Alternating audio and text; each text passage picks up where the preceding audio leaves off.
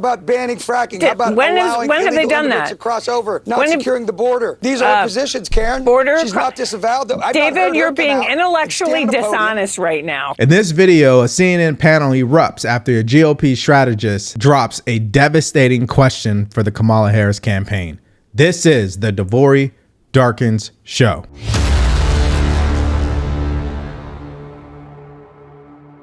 Okay, so Kaitlan Collins, who's on CNN, who absolutely hates Trump, we all know this, has a panel together, and they just lose it when this GOP strategist asks them a simple question, probably the most important question when it comes to swing voters. Let's just say their reaction was very emotional. Let's take a look at that. Brian, go ahead. I think Trump world's jealous of the joy right now. There's so much anger coming from Trump's speeches. Joy is real and it's important. People can make fun of it and say focus on the policy. But if you ask political scientists and psychology professors, they'll tell you the emotions matter in politics. Yes. Sometimes they matter a lot more than the policies. And that's, I think, the big story this week. They don't know what to do with the joy. I mean...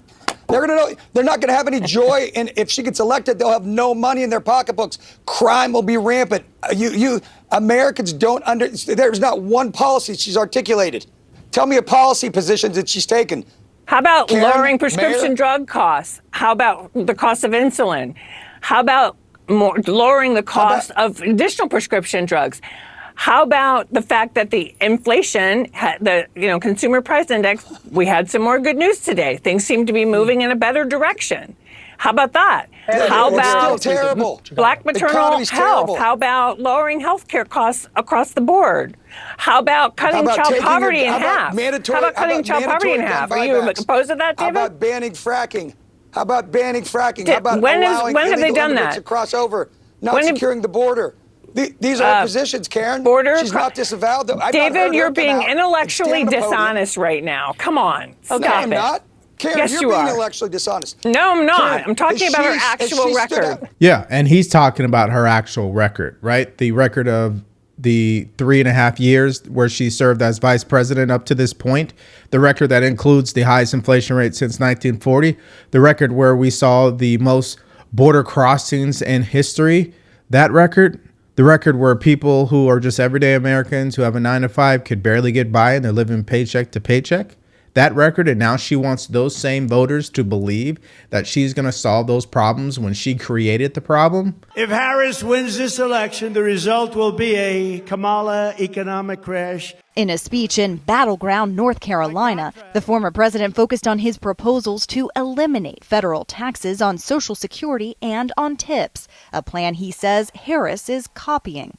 And we will do something else which was copied, viciously, ruthlessly copied. No tax on tips, okay? If they wanted to do that, why didn't they do it 3.5 years ago? Last week, Harris endorsed the idea, along with an increase to the minimum wage. Polling shows the race has changed significantly since Harris replaced Biden as the Democratic nominee. But Trump's advantage on the economy remains. CBS News polling shows more voters feel they will be better off financially if Trump wins.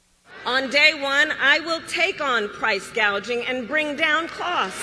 Harris will also travel to North Carolina on Friday to unveil her own economic plans ahead of the Democratic National Convention next week. And some of her supporters here are eager for a fresh start. I am hoping she sets her own agenda.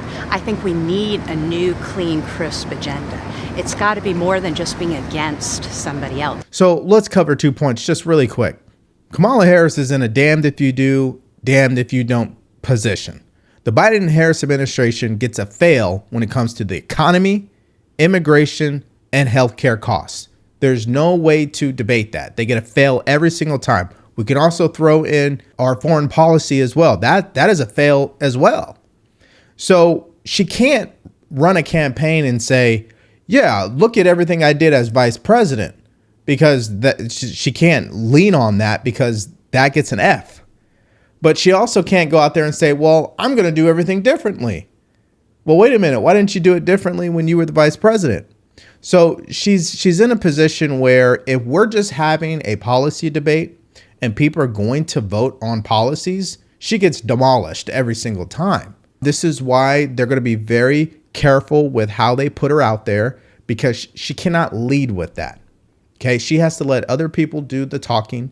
She's got to let the ads, the rallies, the marketing, and other people who are speaking on her behalf do the talking for her. And when you have people who go on CNN, right, and try to defend her record and try to say that she has all these policies when she really doesn't, that's how you know they're in a position where they don't have anything and they have to make stuff up to make it make sense. But really, it doesn't make sense to people who are in these swing states where they don't give a damn about what party you stand for. What they care about is what are we going to do about the inflation? What are we going to do about gas prices and grocery prices and electricity prices and wages? What are we going to do about that? That's what they care about.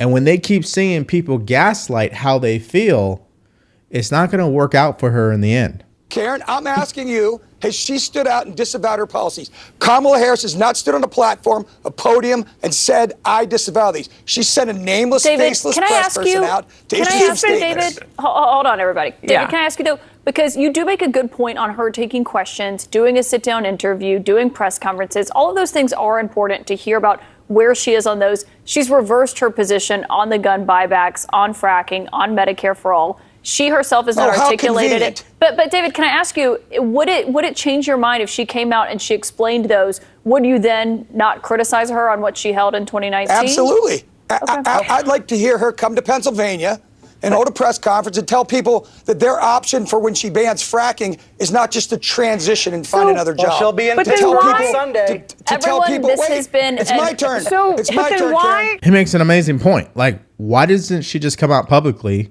and disavow her previous policies that she tried to run on back in 2019 and didn't even make it to Iowa, right? Like those policies that she was running on when she tried to become the presidential nominee back in 2019 were so far left and radical, people did not take her seriously.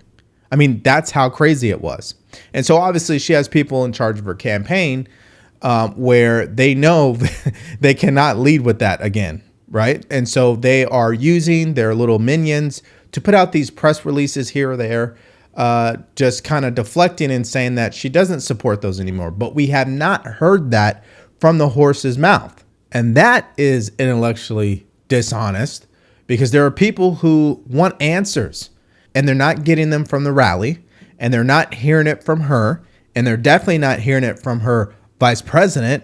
So what are they supposed to think, right? In the absence of transparency, conspiracy theories rise.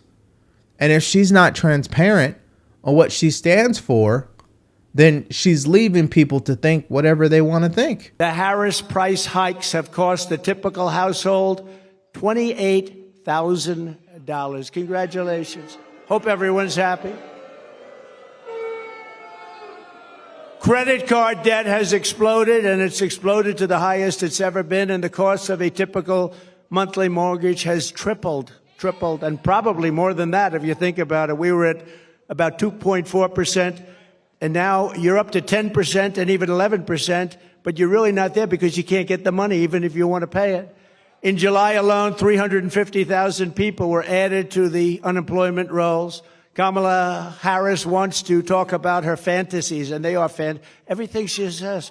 If I say something, she said, that's what she's going to do too. I say, what are you doing? But she wants to talk for the future about these fantasies, but really what she needs to explain is the present suffering that she's caused along with Joe Biden. Does anyone here feel richer under Kamala Harris than Crooked Joe, than you were during the Trump administration? Is anything less expensive under Kamala Harris and Crooked Joe?